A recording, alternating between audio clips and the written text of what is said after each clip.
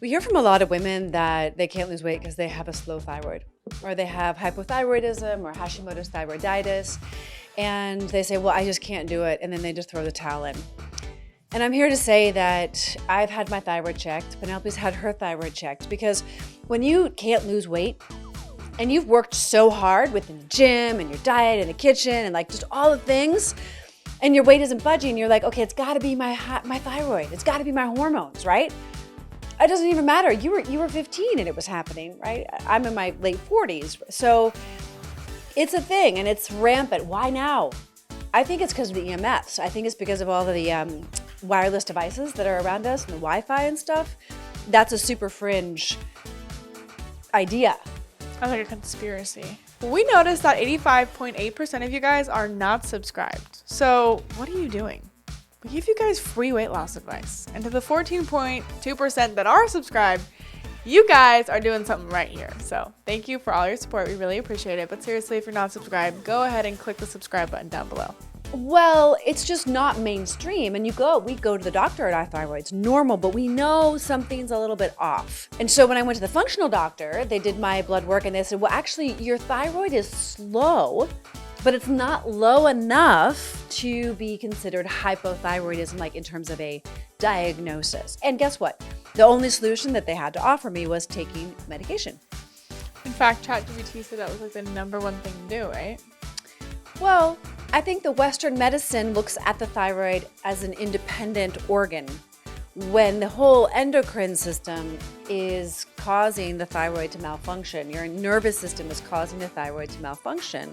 And so we have to really get deep here and try to understand the inner workings of how to lose weight with a hypothyroid situation. You always say that food is healing. And so I'm wondering, is there certain types of food that's better for hypothyroidism, or is it just in general nutrient-dense food? Well, I think that a lifestyle is really important, to look at your life and look at the lifestyle of how to optimize your thyroid function. And if it's tending towards slow, which mine is, and I think genetically in my family, we have that. My grandmother had it, my mom had it, and so on and so forth. And so nutrient-dense foods are really important. And I think the distinction is, if you're out there and you're eating potato chips and you're eating packaged foods and frozen dinners, like, you are absolutely not eating nutrient-dense food. So what's really important is to find food that's fresh, local, in season, ripe, and it's organic. Like, it's not sprayed with pesticides, herbicides, fungicides. It's not genetically modified. Nutrient-dense foods. And how do you even know they're nutrient-dense? Are they nutrient-dense at your grocery store? There's going to be like apps pretty soon where we're going to be able to scan food and see its nutrient density. But nutrient-dense foods usually are indicated in the depth of color.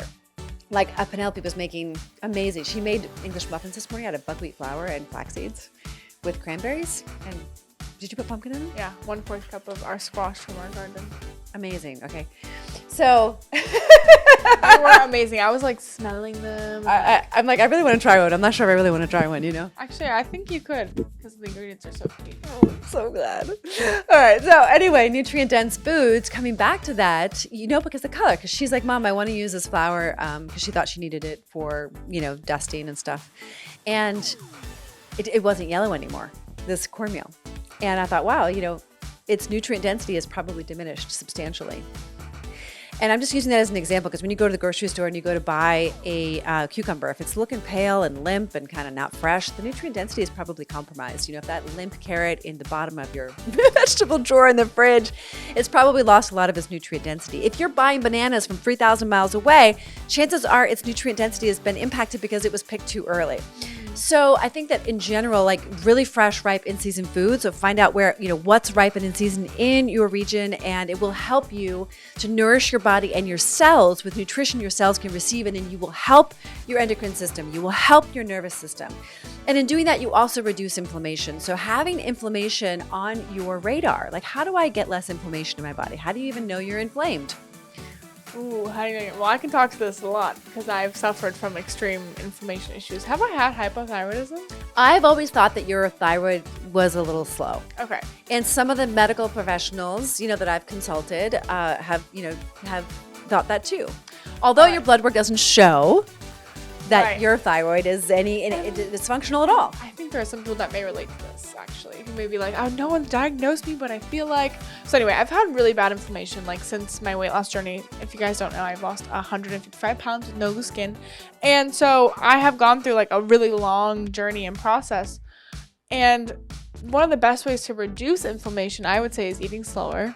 Oh yeah. Obviously exercising, but I did learn recently that too much high impact exercise could cause more inflammation, and I know some bodies react with more inflammation after a high impact exercise versus a lower impact for longer periods of time. So every body is kind of different in terms of that. Yeah, but you can say that if I'm going to eat French fries from McDonald's, it's probably going to cause inflammation. If I'm going to have some alcohol, like shots of tequila or cognac or some wine, it's going to cause some inflammation. If you're going to be eating pizza and pasta and ice cream, it's causing inflammation. So really, when you want to reduce your inflammation, you're going to look at leafy green vegetables, root vegetables, fatty fish like sardines or salmon. You're going to be thinking about berries.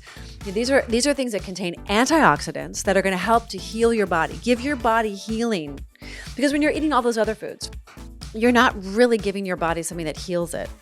And you can even overdo it. Like sometimes I'll overdo the salt, and that'll cause inflammation even with the leafy greens, So it's always like understanding how your body is responding. How do you know? Sometimes in the morning my fingers feel a little swollen, or sometimes I'll feel a little brain fog. So if you're experiencing chronic pain, if you're experiencing chronic bloating, if you're experiencing chronic brain fog, chances are you need to look at how to reduce your inflammation. And you brought up a really important point, because if you want to lose weight with hypothyroidism or just a slow-ish thyroid, or if you're having just weight loss resistance, strength training really, really helps. That means squats, that means lunges. You don't necessarily need to go to a gym. You can do plank poses, you can do mountain climbers.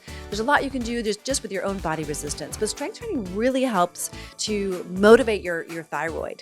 I have a couple of other a little bit more unique ways to help the thyroid that are less known, that are through like Tibetan medicine or acupuncture and things like that, which we won't get into in this video. But we do have this awesome women's accountability group that is only $47 a month up until the New Year's. So if you want to get in on it, definitely reach out, click the link in the description, because it's a really unique opportunity where we share a lot of these details, and we go into depth in each of these topics, because you've got to get this like lift.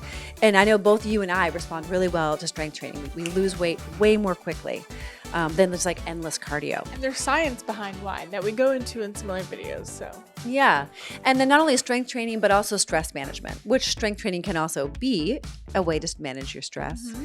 But having if you have constant high cortisol levels, which is the stress hormone that gets generated when you're constantly under a ton of stress, that's going to throw off your endocrine and make your thyroid do certain things. Maybe go slow, maybe slow down, maybe speed up. So we've got to develop different stress management tools. And eating and stuffing your face when you're stressed out is not one of them. Right. It's not a good idea. Like if you feel like, man, I had a rough day, I just need this bowl of ice cream, don't do it. Go for a walk. Go find other ways to manage your stress, journal, meditate. You may even realize that after your walk, you weren't even hungry, you were just thirsty, or you may realize that you weren't neither. Yeah. And then the last point that you can really implement so easily, I say that because we're good sleepers, but sleeping 7 to 9 hours a night can really help your body to rejuvenate and rehabilitate and regulate. Your nervous system will regulate, your brain will detox, your organs will detox. Having that 7 to 9 hours of deep sleep, ideally between the hours of 10 and 6. I just thought of something too, Mom, when you said that, because people are probably thinking, but I can't sleep, or how do I sleep better because I'm not a good sleeper? Well, you do strength training, you reduce your inflammation, you manage your stress. I was just about to list all of those things down to tell them that is how you sleep better as well. Totally. So it's like you're learning. It's a beautiful system. Yeah, when you can go do all of those things, you will actually just sleep better in result. I mean, we just believe that nature heals, and that's why we are not we're promoting this weight loss medication mentality. It's really a mindset more than anything else. I heard someone say on a podcast yesterday that they're trying to make Ozempic free for everyone who's overweight. Yeah. Do you know how much that's going to cost our federal government? Billions of dollars. What if they took that same money and they put it into nutrient-dense foods and education about how to reduce inflammation, and education about how to manage stress, and education and programming around strength training and getting good sleep. I mean, what's going on? I mean, it just blows my mind. Anyway, so sorry, of course that makes more sense. I could go on and on and on about this, but they don't even promote this medication in their own country where it's made. Why is that? It's crazy. We are bankrupting our health. Not only our health, we're bankrupting our country with this obesity epidemic. And so it's time to take this matter into your hands. Hypothyroidism is not an excuse to not try to lose weight, or at least be as healthy as you possibly can be. So I hope that these tips have, given you some guidance on how you can take steps today to turn it around and to heal your thyroid, because I believe that you and I have potentially a slower thyroid, and that we are doing things every day to help boost it so we can lose the weight, over 255 pounds combined. Thank you for listening. Don't forget to like, comment, share, and subscribe, and we will see you all the time. We help women beat obesity with our Step It Up system without relying on drugs like Ozempic within 90 days. Click the link in the description to learn how to lose weight without drugs like Ozempic.